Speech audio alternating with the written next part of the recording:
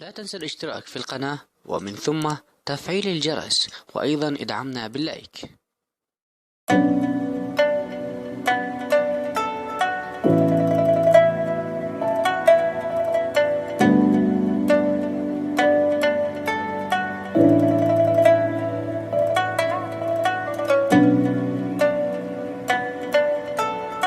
السلام عليكم، مرحبا بكم معايا في فيديو جديد من المطبخ البسيط من قناة كادي شانيل. اليوم في هذا الفيديو غنقدم لكم واحد الشوربه اللي كتجي رائعه بزاف بزاف. شوربه بالخضر والسمك غنيه وصحيه. فشاهدوا معايا الفيديو للاخر وبقاو مع المقادير وطريقه التحضير. نبداو بسم الله على بركه الله. اول حاجه غنحضروا المرق. بالنسبه للمرق نحتاجوا ليه البقايا تاع السمك، يعني اي حاجه في السمك، اي حاجه بقات عندكم. انا عندي هنايا الراس، وعندي داك الشوك اللي تيكون الفوق، عندي السلسول، يعني جميع البقايا فانا احتفظت بهم، غسلتهم مزيان واحتفظت بهم. عندي هنايا جزره، وعندي بصله صغيره، عندي قزبر ومعدنوس والكرافس اللي ربطتهم، وعندي جوج اطرو تاع الماء. هنا اطرو غنزيد مازال الماء.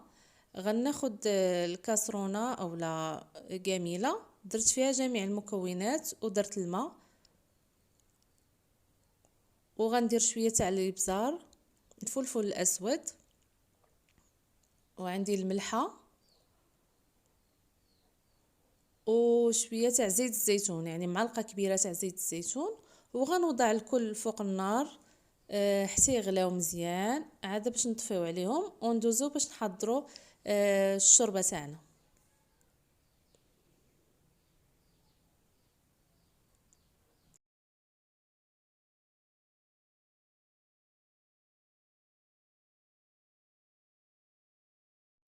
بالنسبه للشوربه تاعنا غنحتاجوا ليها الخضر، اي نوع متوفر عندكم من غير الخضر اللي لونها اسود، يعني بحال الدنجال مثلا ما كنستعملوش، يعني جميع الخضر اللي متوفره عندكم.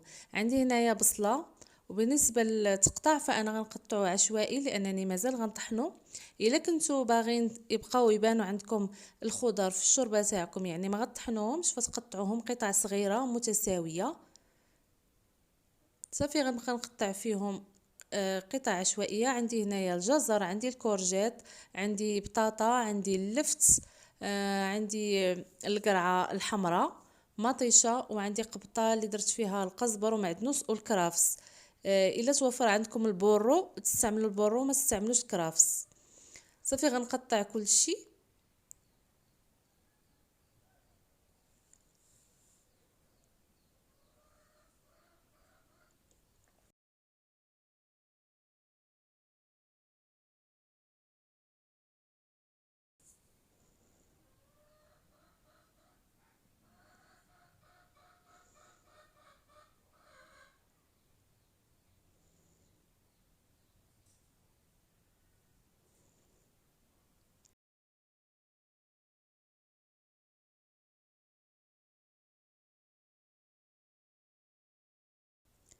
بالنسبه للتوابل عندي الملحه، البزار، الخرقوم عرق، شويه تاع التحميره، شويه تاع السكينجبير، وعندي القزبر يابس مطحون، وعندي الحوت. عندي هنايا الحوت الابيض قطعته صغير، وعندي فخوي دو ميغ مشكله، يعني مجموعه مخلطه تاع فواكه البحر. صافي دابا غناخد الكوكوط، غندير فيها الزيت، وغندير الزبده، معلقه كبيره تاع الزبده، وغنوضع الخضر تاعي باش غتشحر مزيان في داك الزيت والزبده.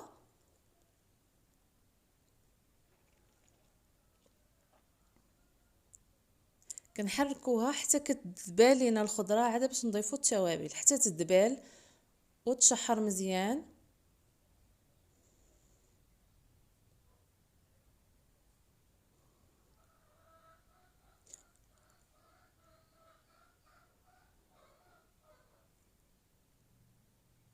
دابا غنضيف التوابل كامله دقه واحده وغنحرك مزيان.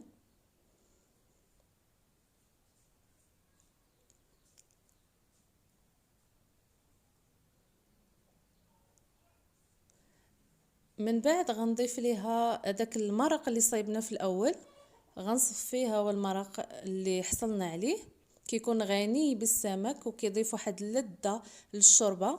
فدائما الا جبتو شي حوته كبيره فما ترميوش الراس وما ترميوش دوك اللي كيكونوا الجوانب وداكشي، غسلوهم مزيان وديروهم في المجمد. تبغيو تصيبوا الشوربه ولا شي حاجه بحال هكذا تضيفوها، فهي كتعطي واحد المذاق رائع وكتجي غنيه. حتى القشور تاع الكروفيت حتى هما ما نرميوهمش لانهم كيجيو زوينين في الشوربات، كيجيو رائعين. دابا من بعد ما كبيت هذاك المرق غنسد الكوكو تاعي وغنخليها حتى طيب ليا الخضر، تقريبا نصف ساعه في الخضره دغيا غطيب، ما كتاخذش وقت طويل.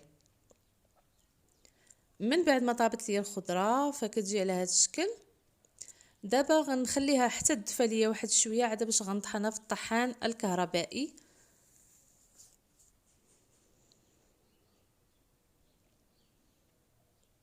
من بعد ما طحنتها دابا غنرجعها فوق البوطه وغنضيف ليها السمك. تقدروا تستعملوا اي نوع حوت ابيض بغيتو، يعني اي حاجه متوفره عندكم تقدروا تستعملوها. انا ما عرفتش شنو الاسم تاع هذا الحوت اللي استعملت، المهم حوته ماشي كبيره بزاف غير متوسطه. خديت منه واحد الطريف وقطعته قطع صغيره. صافي دابا غنخليها تغلى في الحوت دغيا تيطيب، ما تياخذش وقت طويل. خليها تقريبا ربع ساعه. وضروري نذوقوا الملحه، الا كان خاصها الملحه نزيدو شويه، بغينا حاره واحد شويه نزيدو شويه تاع البزار، ونبقاو مع الشكل النهائي تاع الطبق تاعنا. من بعد ما طاب السمك فانا طفيت عليها وكتجي على هذا الشكل، كتجي لذيذه بزاف. كنتمنى انكم تجربوها، وان شاء الله رمضان على الابواب فنبقاو نبدلوا بها مره نديروها. فهي غنيه وصحيه، يعني فيها جميع انواع تاع الخضر وفيها السمك اللي كنعرفوا الفوائد تاعو الكثيره، فنبقاو نعطيوها للاطفال تاعنا. ما كتبانش ليهم الخضره، يعني اللي كاين شي خضر اللي ما تيبغيوهاش الدراري الصغار، فملي نستعملوها بهذه الطريقه فاكيد غادي تعجبهم. وإلا عجبكم الفيديو ما تنساوش ديروا لي لايك وتشتركوا معايا في القناه بالضغط على زر صابوني وتفعلوا الجرس باش يوصلكم كل جديد. وكنتسنى التعاليق تاعكم المحفزه، وانتظروني في فيديو جديد ان شاء الله، ومع السلامه.